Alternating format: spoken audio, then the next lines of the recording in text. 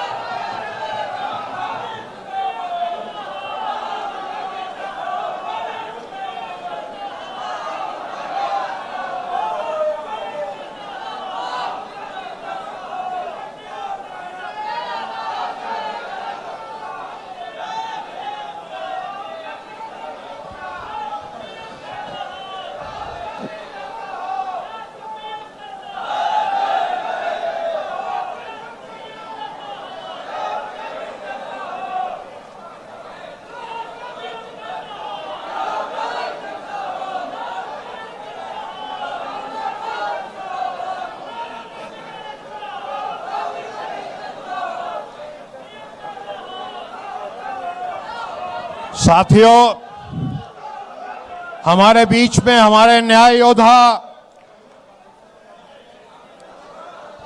नेता प्रतिपक्ष लोकसभा हमारे बीच में आ चुके हैं और मंच पे बहुत सारे गणमान्य व्यक्ति बैठे हुए हैं। मैं एक एक करके सबका परिचय कराऊंगा और आपसे मैं विनती करता हूं कि आप सब बाबा साहब भीमराव अंबेडकर जी के मानने वाले हैं और अनुशासन को बना करके रखेंगे। साथियों, हमारे बीच में इस कार्यक्रम के संयोजक मेरे साथी डॉक्टर एडवोकेट राजेंद्र पाल गौतम, जो के चेयरमैन है एससी डिपार्टमेंट के, वो मौजूद हैं। गौतम साहब,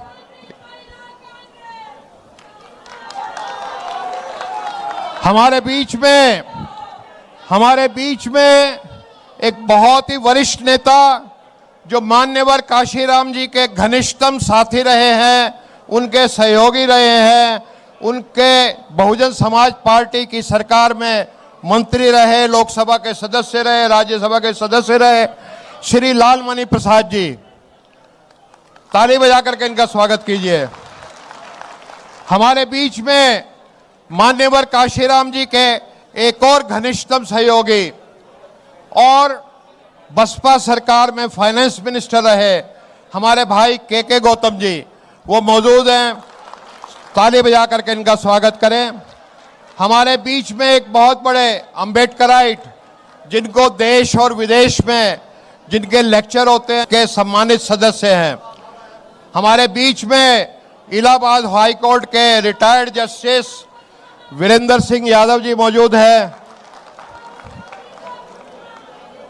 हमारे बीच में रवि वर्मा जी जो एक्स एमपी हैं, वो मौजूद हैं। आज हम कांशीराम जी की याद करते हैं। उनका जो संघर्ष था, उनका जो विजन था, उनका जो हिंदुस्तान की राजनीति पर इफेक्ट था, उसको हम याद करते हैं और दिल से उनका धन्यवाद करते हैं।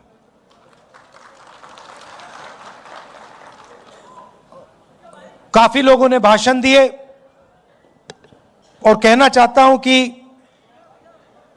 हर भाषण में गहराई थी, हर भाषण में गहराई थी। लोगों ने अलग अलग चीजें कही। पहले भाषण में कहा कि हमें क्या चाहिए। आपने लिस्ट दी कि हमें ये चाहिए, ये चाहिए, ये चाहिए, ये चाहिए। और जब आप कह रहे थे, मैं सोच रहा था कि भाई राजनीति में चाहने से कोई देता नहीं है। मेरा एक्सपीरियंस है कि भैया जितना आपको चाहना है चाह लो, उसका कोई मतलब नहीं होता। तो मैं ये सोच रहा था, फिर दूसरा भाषण आया और एकदम उन्होंने कहा जो मेरे दिल में दिमाग में सवाल था कि भाई सही है, ये चाहिए, मगर कैसे? उसका जवाब आया, आपने दिया, गौतम जी ने दिया कि जब तक विचारों के लिए नहीं लड़ा जाएगा तब तक कुछ नहीं होने वाला। और मैं आपसे कह देता हूं, ये जो आप नारे लगाते हैं इससे कुछ होता नहीं है। ये कि भैया राहुल गांधी जिंदाबाद, इससे कुछ होता नहीं है। इससे मतलब पता नहीं अच्छा लगता होगा, मगर इससे कुछ होता नहीं है। होता कैसे है? गौतम जी ने कहा, जो मन बना लेता है कि ये जो हो रहा है इसको मैं एक्सेप्ट नहीं करने वाला हूं,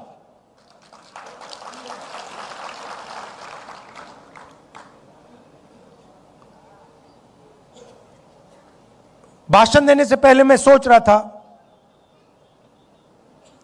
कि अंबेडकर जी शिक्षा की बात करते थे,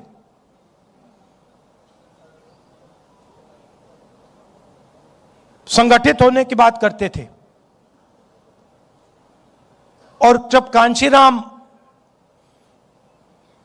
रात में उत्तर प्रदेश में घूमते थे, वो पेन लिए घूमते थे और वो कहते थे कि पेन होता है, लिखाई इस साइड से होती है, शाही इस साइड में होती है, निब इस साइड होता है, ऊपर से कवर लग जाता है 15% का, वो कहते थे। और वो ये भी कहते थे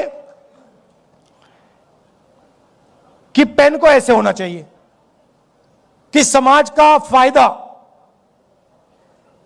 15% को मिले, मगर 85% को भी मिलना चाहिए, उसमें शामिल वो भी होने चाहिए। अब क्या हुआ? अब बीजेपी ने नया सिस्टम उठाया है। बीजेपी ने पेन और इसको अलग कर दिया, इसको पता नहीं कहां फेंक दिया, और उसके लिए इसको लिए फिर रहे हैं।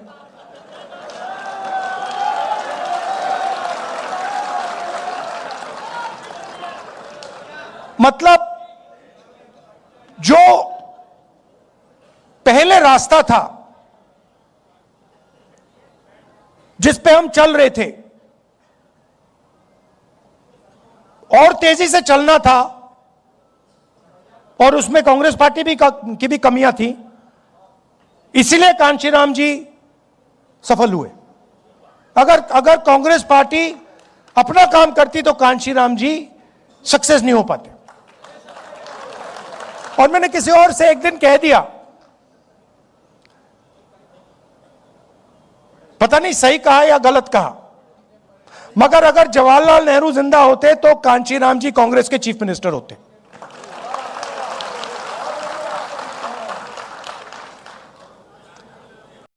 दुनिया को समता, स्वतंत्रता,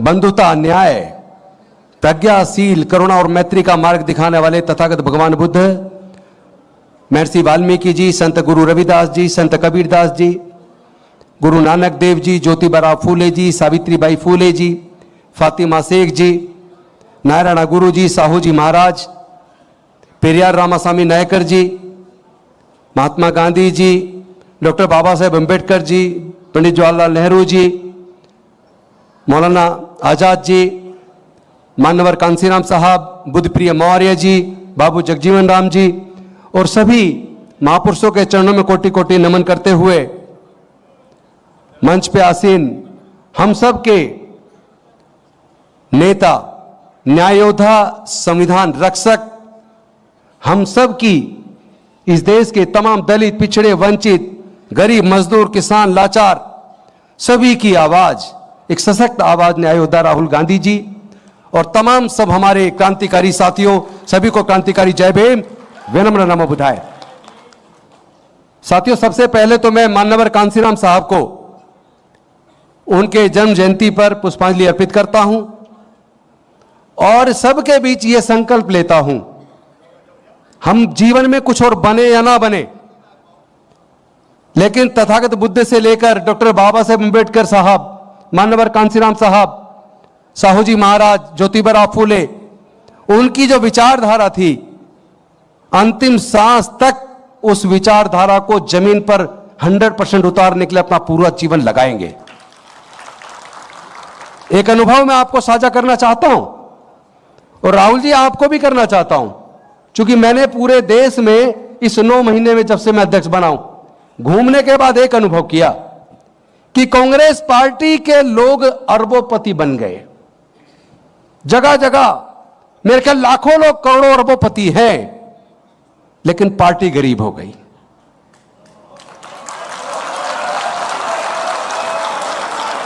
बीजेपी के पास 12,500 करोड़ तो ऑन रिकॉर्ड है और कांग्रेस पार्टी भारत की सबसे बड़ी, सबसे पुरानी पार्टी, उसके अकाउंट में मुश्किल से 130-140 करोड़।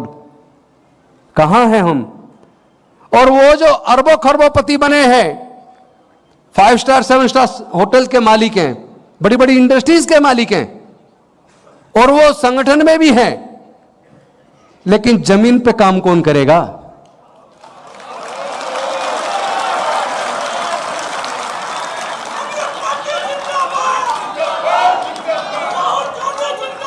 एक बात बताइए, एक सवाल मेरा आपसे भी है और जो मंच पे बैठे हैं आपसे भी है। भारत को अंग्रेजों की गुलामी से आजादी दिलाने के लिए लाखों लोगों ने कुर्बानी दी, कांग्रेस के लाखों लोग जेल गए। इतने संघर्ष के बाद भारत को आजादी मिली, लेकिन अपने दिल पे हाथ रख के बताइए, क्या आज भारत आजाद है? अरे ये बताइए, आपको कपड़े खरीदने, आपको जूते खरीदने किस दुकान से खरीदने हैं? ये आप तय करेंगे या कोई और तय करेगा? अगर भारत को तेल खरीदना है, किससे खरीदना, कौन सस्ता देगा, किसका तेल अच्छा है, यह बात भारत तय करेगा या ट्रंप तय करेंगे? इतनी गुलामी। आदरणीय मोदी जी, मैं आपसे पूछना चाहता हूं, आखिर डर किस बात का है? ऐसे कौन से काले कारनामे किए हैं? कौन से सबूत आपके ट्रंप के पास है? बताइए, इतना डर किस बात का? इतना डर किस बात का कि भारत गुलाम हो जाए, भारत की जनता गुलाम हो जाए, लेकिन आप केवल प्रधानमंत्री पद के लिए पूरे देश को डुबो रहे हैं, पूरे देश को आपने गुलाम बना दिया। आज आप सबके माध्यम से मैं एक आह्वान करना चाहता हूं और यह मांग है केंद्र की सरकार से, क्योंकि मान्यवर कांशीराम साहब की हम जयंती मना रहे हैं। मैं आपको याद दिलाना चाहूंगा, अब से कम 40 साल पहले चप्पल में, हवाई चप्पल में, आधी बाजू की शर्ट में शर्ट बाहर निकली हुई, दिल्ली के गोंडा गांव में मेरा जन्म हुआ। वो गोंडा चौक पे डीटीसी की बस से उतरे, पैदल पैदल घर आए, 12-13 लोगों की मीटिंग ली।